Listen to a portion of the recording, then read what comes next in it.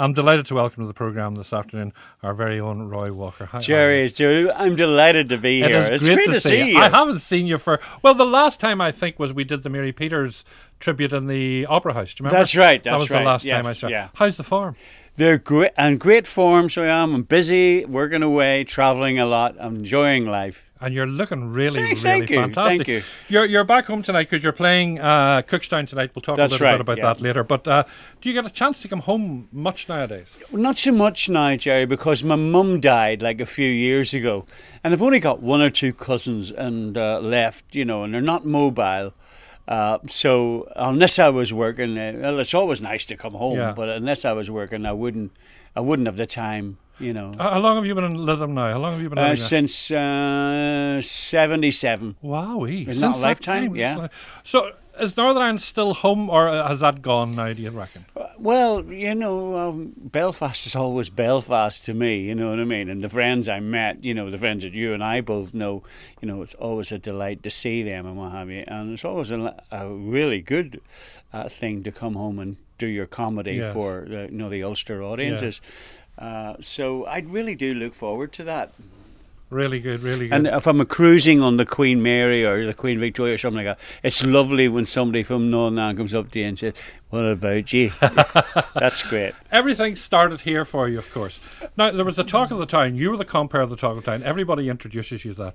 I was never in the Talk of the Town. No, you're too young. What was it, Roy? Was it a night? Right, well, Rosemary that brought me here today, I passed it. We come over the flyover from Bangor, past the airport, you know, and it was that garage on the right. That's where it was. That's where it was. And what was it? It was a little bar called the Jack and Norrie, which was owned by two guys called Jack and Norrie Sharp. Right. And the Trocadero with Danny Rice opened, and I opened it for him, and in the market. And you couldn't get in. It was on 3 floors, so we had circuit TV to the rest of the customers. It was too small. Then all of a sudden, the 60s, everybody went mad. Everybody wanted entertainment. Yeah. Norris come over, Paddy Leonard was building it, and he was going to call it the Blue Room because it was at the bottom of the Newton Arch Road, and I got him to call it the Talk of the Town. Really? I said, so there'll be no trouble. And what was it? Comedy? What were you doing? A 400 seat. I was a compere. You were the compere. Yeah. Would that involve comedy and singing? Because you started out singing, really. Well, I started as a dance band singer and what have you. But in the Talk of the Town, I learned so much from the opportunity that Norrie Sharp sort of gave me. We stole game shows from the TV. This, What's My Line, Open the Box, Double Your Money. You did all this? Yeah, we did all them, you know. So everybody does in every pub, you know. Instead of pub quizzes in those days, that's what we did. So I got to talk to people on stage, and it's very, very difficult to do that. It's easy to say, and the next number is, it was recorded by, and then sing the song, and then that's your talent. But actually, if you can communicate with people and get them up and get a wee bit of a laugh with them. Well, how did the laugh start? How did that start for you? Well, going to places that I was very fortunate, you see, in the Talk of the Town and in the Trocadero, because I had top musicians. So when I would go out into the country, I remember once going to Dundrum, where Paddy lives. I told Paddy Kilty, he nearly died laughing. I'm not kidding you. We did Fun on the Foyle a couple of months ago before Christmas. Yes. A one-armed trumpet player. That's all the backing there was. So, like, we had comedians every week coming into the Talk of the Town. So I just took all the jokes from them, you know what I mean? I'd heard them for 7 nights running. So I started to do and learn that way. Well, you never learn comedy unless you're doing badly or you're under the cosh. You know, so were you working in the shipyard at the same time? No. You'd given the shipyard up at this stage? Yeah, no, I had my own shop then. I was like 27. I was married. I had 3 children. I had my own shop, and I had a job during the day up in Ardoyne. I worked for Mr. Hastings. Which Hastings? The man that owns all the hotels. Oh, Billy Hastings? Yeah. Oh, what did you do for him? Oh, well, I was learning to be a butcher. Frank Sullivan, who was a security for Danny Rice, gave me a job. And at first it was just driving a van, because Hastings had the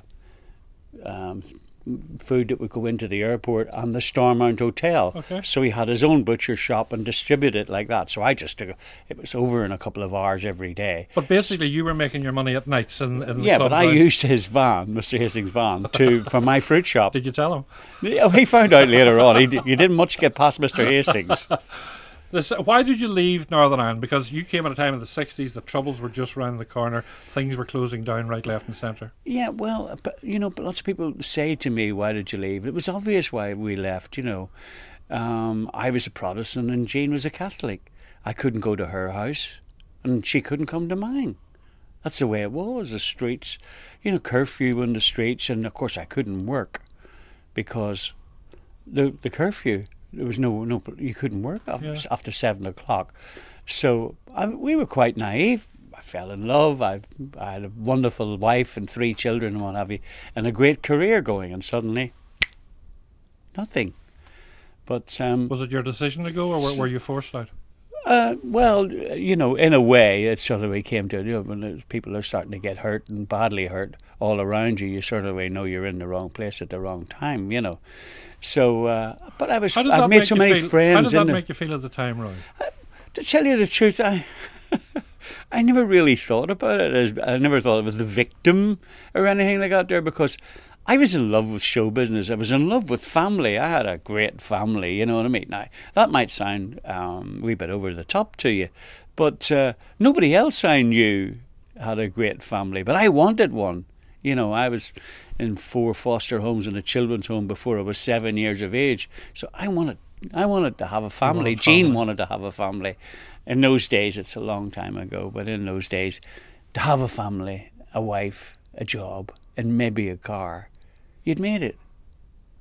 But that was almost taken away from you because of what was happening. It was. But yeah. I was big enough and strong enough to leave, dust myself down, get over to England. And you know what? The people that I met that came into the Talk of the Town and the Chocolate Dare, they more or less adopted me. They said, you should have left years ago. Yeah. But I was happy in Belfast. Well, you're a big fish in a small pond here. Exactly. When you went to England, you were a very small fish. I had to start. You had to start from scratch. scratch. Yeah, right at the bottom. So what was the break? Was the break New Faces at that stage? No, it was funny because when I got there, like the Talk of the Town was the biggest thing in probably the whole of Ireland. Yes. They didn't have anything like that in Dublin or anything even, so cabaret was starting. And when I got to England, it was like old hat, because in England they had, Tony Bennett, the first club that I was on with Tony Bennett. Wow. He was on a bit of a downer at the time, you know what I mean? And you would get over there and you would see the compeers, and they were not only sharp dressers, which I always had my clothes tailor-made, in McCausland's and Ann Street.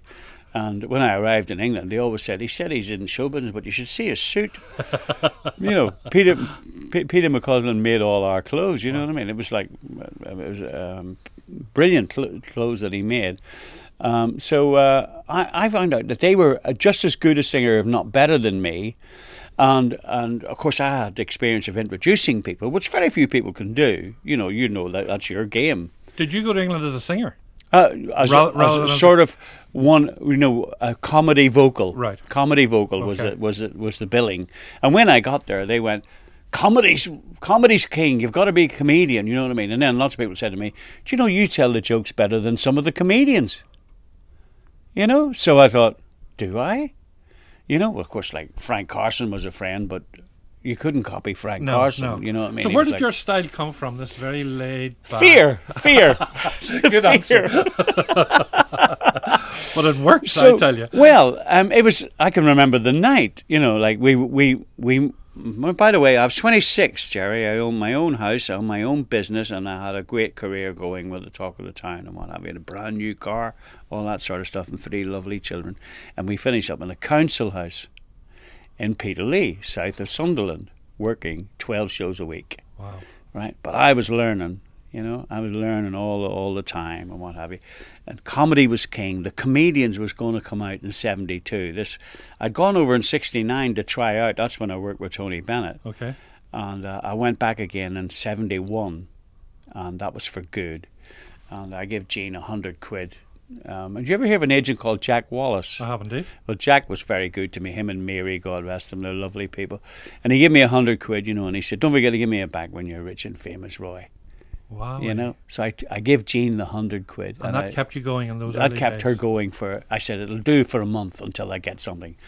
But when I got over there, I went into professional digs, and there was comedians in there and singers and what have you. And a lot of singers were becoming comedians, you know. So we talked and talked all through the night and what have you. Then they came to see me work. And once they see me work, I went to see them work. Yeah. And then they took me north. They took me up to the Badlands, as they called it, into the northeast of England, where if they like you, they let you live. Yes. So, and they got me work, and they got me somewhere to stay, and I got a council house, and somebody was looking after me from up there, you know what I mean? So about 6 weeks later, I went to an auction and I bought some furniture. You know, I'm a sort of guy, I won't be down for long, you know. And Jane arrived with the children. And, you know, the next door neighbours, he worked in, I think he worked down the pit, and went into his garage and he gave me a dining room set he was ready to throw out. We just threw a tablecloth over it, and we were home. We had the children back again. You see, you look at you now, and you look at all your success, and you forget those days. Yeah. Were they happy days, or were you constantly They were wonderful struggling? days. Change, you know, a new challenge. You know, it was wonderful learning. You know, hearing people laugh.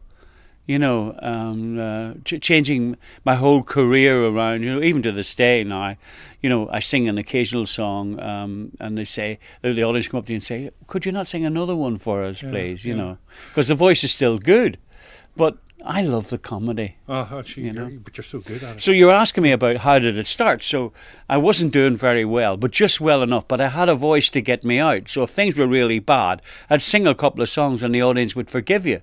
Right. You know? Right. So anyway, there was one Friday night's lads' night out, the bars are packed. These people work very hard, you know, down pits and what have you. So they've got a right to demand good entertainment. But for singing, the bands were so bad that everybody seemed to sing the same songs. They were the only ones the band knew. So they were sick of listening to the same song. So anyway, the guy says to me, we've got 3 singers on, we want you to do some comedy, okay? He said, don't worry if you don't do well. He said, you'll get half your money. I went, okay. So I went out, and, you know, I was trembling. And so I spoke very, very softly, you know. And it was a Belfast joke from all those years ago when my mother lived in a cold water house, you know. And it applied to them because they were in cold water houses. They didn't have immersion heaters or anything like that there. They still had the bucket to heat and put in the tin bath, the coal miners. Yeah. You know, and the wife would scrub their back and whatnot. Yeah. So I went, my mother's doing well. She had a new bath put in. And the whole time I'm thinking, and while I'm speaking, I'm thinking, why did I start this? This is the worst joke in the whole world. And somebody at the bar went, shh, shh. What does he say? So I started again. I said, my mother's doing well. She had a new bath put in. And the corporation fella said, there you are, Mrs. Walker. New bath. All you need's a plug. She said, is it electric? And they laughed, Gerry. They laughed. But that, as you say, that was done out of fear. And why have I started this joke? So the patter was quiet. It was instead of coming on and going, hey everybody, yes. Look, hello, everybody, it's great to be here. Sunderland, anybody from Northern Ireland? Everybody does that, don't they? Oh, that is brilliant.